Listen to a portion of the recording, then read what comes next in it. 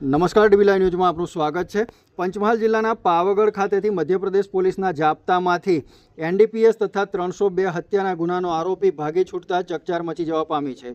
બનાવની પ્રાપ્ત વિગતો અનુસાર પંચમહાલ જિલ્લાના રાજગઢ પોલીસ મથકમાં 2022માં નાર્કોટિક્સના ગુનામાં ભાગેડુ આરોપી મધ્યપ્રદેશના મંદસૌરમાં હત્યાના ગુનામાં તેને પકડવામાં આવતા તેને ટ્રાન્સફર વોરંટથી અત્રે કોર્ટમાં રજૂ કરવા માટે લાવવા માટે મધ્યપ્રદેશ પોલીસના જાપ્તા સાથે આવેલો આરોપી દશરથ ઓમપ્રકાશ જાટને ગઈકાલે રાજગઢના કેસમાં મુદત હોય કોર્ટમાં રજૂ કરવા મધ્યપ્રદેશ પોલીસ તેને હાલોલ લઈને આવી હતી અને જ્યાંથી પોલીસ તેને ગાડીમાં બેસાડી સીધા મધ્યપ્રદેશ ન લઈ જતા પાવાગઢ મહાકાળી મંદિરે દર્શન કરવા માટે ગયા હતા। 4 પોલીસકર્મી અને એક આરોપી મહાકાળી માતાના દર્શન કરી અને પરત ઉતરી રહ્યા હતા ત્યારે ચાલાક આરોપી રોપવેમાં બેસવા જતી વખતે પોલીસને ચકમો આપી અને ભાગી છૂટ્યો હતો।